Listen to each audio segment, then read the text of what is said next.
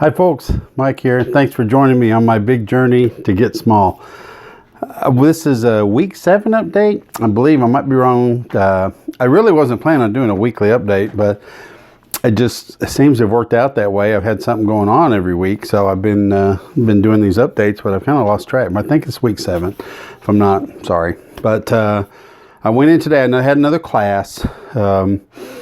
We have a certain number of nutrition classes that we have to complete, so that's what I was there for today. It was a class on carbohydrates, and so I drove up for that. Another weigh-in, of course. I was 376. I was 408 when I started 7 weeks ago, so I've lost 32 pounds, which, like I said, I feel good. My clothes are fitting better and stuff, but it's not about a diet because I'll gain this weight back if I don't get the surgery. So, but I am excited. I did that. They're happy with it. Big news is my blood sugar is fantastic. So, I've quit taking metformin. I haven't taken it for a few days, and I'm not taking any insulin. I was taking, when this all started, I was taking 75-25, and I took 25 units in the morning, 25 units at night. And I was keeping my blood sugar below 200, but it was in the 180s usually.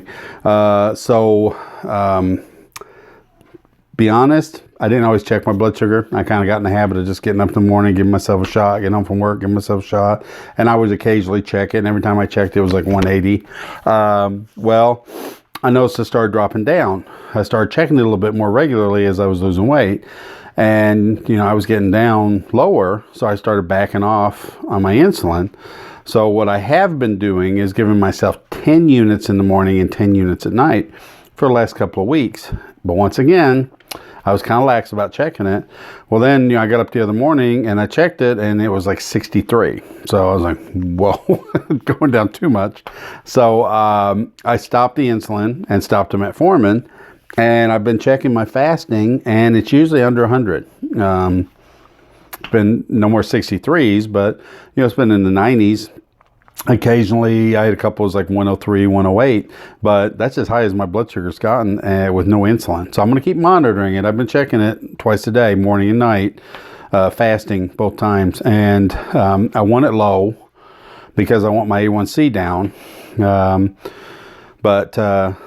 I'm just going to watch it. If I don't need the insulin, I won't take it. So I'm feeling great. Got a lot more energy. The 2 labs that were holding me up for my surgery was my A1C, which if you're diabetic, that's your blood sugar for the past 3 months, and your prealbumin, which is protein in your blood. My prealbumin was 17, I think 0.1 or something. They want it 20 or above. So I've been taking protein supplements and, of course, eating a lot more protein in my diet. The A1C was 8.5, and they want it below 8. So I need to come down a little bit on my A1C. I'm not even worried about that. As low as my blood sugars have been, when they check my A1C again, I'm really looking for it to be like 5 something. Really, really come down because I'm keeping it down low. The way insurance works, I'm a nurse. I have to deal with this. So I know for just about anybody, insurance will only pay for you to check your A1C every 3 months. So they checked mine the beginning of March. We're coming up on the end of April. So really, they can't check it again. We discussed it today, and my nutritionist was saying, well, let's check it again. And then we realized, they just checked it in March. They can't check it again until June, which the beginning of June, I do my sleep study, and that should be the last thing I have to do before surgery. I'm really hoping they'll schedule my surgery maybe by the end of June. So that'd be a perfect time to check it. As long as it's below, then I'm good. That won't hold me up from surgery. Now my albumin, my prealbumin, we were discussing, I've been taking a protein supplement, and I was just taking it once a day, and I asked her if she thought maybe I should take it twice a day, but she said no. Probably once a day is good, but we said, what the heck, let's check it and see. So they drew my blood again today to check my pre-albumin. So I'll give you an update on that next week where it's at. But if it's high enough, I'll just keep doing what I'm doing. If it's still low, I'll probably start taking a protein supplement twice a day instead of once a day and trying to push it up there a little bit higher. But So that was about it. I've got a bunch of stuff next week. I've actually got a pretty busy day. I'm lucky where I've got about a 2-hour drive to get up to the weight loss center. They try to pack everything in one day. So I've got several things going on next week. So it'll be a little bit bigger update. I got a couple of appointments with doctors and then another class that I'll go to. And of course, another weigh-in. So I should know more by then and how things are going. But every day, checking something else off that list, getting down there. I started out with all these things I had to do. It was a little daunting at first. I was like, I got to do all this stuff and get all this stuff done before. Oh, the other thing is I got my appointment for my follow-up with the psychiatrist. I think I told you I met with a psychiatrist online video, and she had a couple of issues that she wanted me to talk to her counselor about.